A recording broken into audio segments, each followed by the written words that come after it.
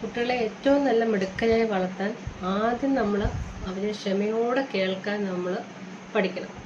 ഒരിക്കൽ പോലും അവർ പറയുന്ന ചെറിയ കാര്യങ്ങൾ, അവർ ചെറിയൊരു എന്തെങ്കിലും ഒരു കാര്യങ്ങൾ വന്ന് അവർ നമ്മളോട് വന്ന് ഷെയർ ചെയ്യുമ്പോൾ നമ്മളതിനെ അംഗീകരിക്കുകയും അത് വേണ്ടുന്ന രീതിയിൽ അവരെ പ്രോത്സാഹിപ്പിക്കുകയും ചെയ്യണം. ഒരു ചെറിയ എന്തെങ്കിലും ഒരു ക്രാഫ്റ്റ് അവരുണ്ടായിക്കൊണ്ട് വന്നാലും നമ്മളത് നല്ല ഭംഗിയുണ്ട്, മിടുക്കനാണ്, സൂപ്പറാണ് എന്ന് പറഞ്ഞ് വെരി ഗുഡ് പറഞ്ഞ് അവരെ എപ്പോഴും പ്രോത്സാഹിപ്പിച്ചുകൊണ്ടിരിക്കണം. കാരണം ഈ ഭൂമിയിലേക്ക് അവർ വരാൻ നമ്മൾ മാതാപിതാക്കളാണ് അവരെ ഭൂമിയിലേക്ക് സൃഷ്ടിച്ചത്. നമ്മൾ അവരെ വിശ്വസിച്ചില്ല എന്നുണ്ടെങ്കിൽ, അവരൊരു സങ്കടം സ്കൂളിൽ വന്ന് പറയുകയാണ്, അല്ലെങ്കിൽ നമ്മുടെ ബന്ധുക്കളിൽ നിന്നോ കൂട്ടുകാരിൽ നിന്നോ ഒരു സങ്കടം പറയുമ്പോൾ നമ്മൾ സ്വാഭാവികമായിട്ടും തിരിച്ച് ചോദിക്കുന്ന ഒരു ചോദ്യം, ബാക്കി എല്ലാ കുട്ടികളും സ്കൂളിൽ പോകുന്നുണ്ടല്ലോ, നിനക്ക് മാത്രം എന്താണ് പ്രശ്നം? നമ്മൾ ഈ ചോദ്യം അവരിൽ നമ്മളിലുള്ള വിശ്വാസം മാത്രമല്ല, അവരവിടെ തകരുകയാണ് ചെയ്യുന്നത്. നമ്മൾ അവരെ മാതാപിതാക്കളായ നമ്മൾ അവരെ വിശ്വസിച്ചില്ല എങ്കിൽ ഈ ലോകത്ത് ആരെ അവർ വിശ്വസിക്കും?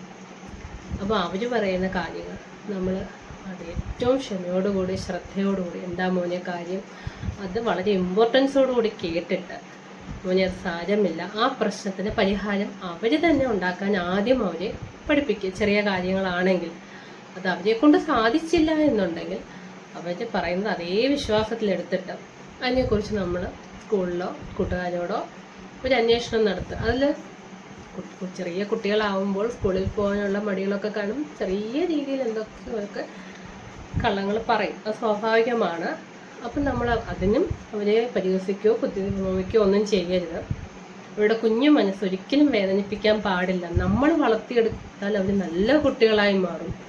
നമ്മൾ വളർത്തിയെടുത്താൽ അവരെ ശ്രദ്ധിച്ചില്ല എന്നുണ്ടെങ്കിൽ ഈ ലോകം നശിപ്പിക്കുന്ന ഏറ്റവും മോശപ്പെട്ട ക്രിമിനൽസായിട്ടും അവർ മാറാൻ സാധ്യതയുണ്ട്.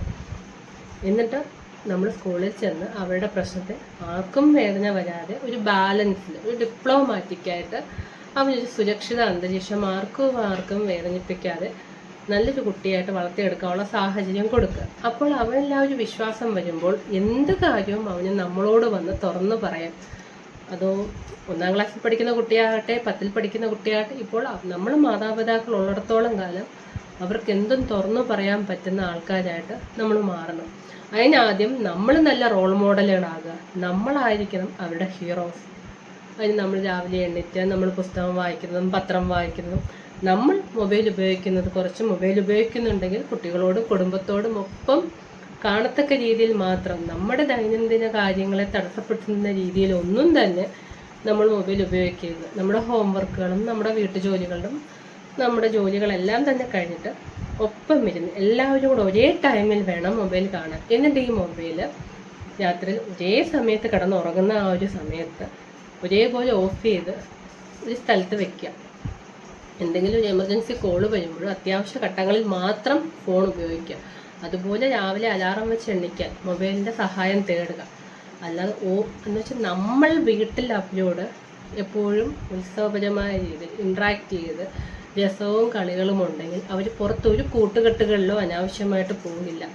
നമ്മളായിരിക്കണം അവരുടെ ഏറ്റവും നല്ല കൂട്ടുകാരൻ, നമ്മളായിരിക്കണം അവരുടെ ഏറ്റവും നല്ല അധ്യാപകർ, നമ്മളായിരിക്കണം അവരുടെ ഏറ്റവും നല്ല ദൈവങ്ങൾ.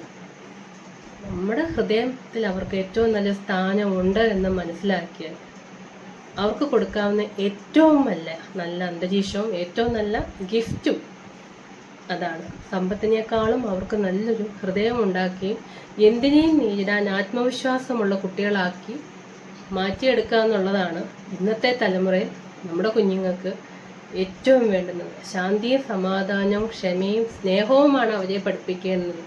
ഒരു സെക്കൻഡ് നമ്മൾ അവരെ ശ്രദ്ധിക്കാതെ പോകുമ്പോഴാണ് അവർക്ക് വാശി, ദേഷ്യം, അത് പിന്നെ അസഹിഷ്ണുതയിലേക്ക് മാറും. എല്ലാ കുട്ടികളും നമ്മുടെ കുട്ടികളാണ്. എല്ലാ മാതാപിതാക്കളും നമ്മുടെ മാതാപിതാക്കളെ പോലെ തന്നെ റെസ്പെക്റ്റ് ചെയ്യണമെന്ന് പഠിപ്പിച്ച്, എന്നാൽ പ്രതികരിക്കേണ്ടുന്നിടത്ത് പ്രതികരിക്കാനും സെൽഫ് ഡിഫെൻസും അവരെ പഠിപ്പിക്കണം.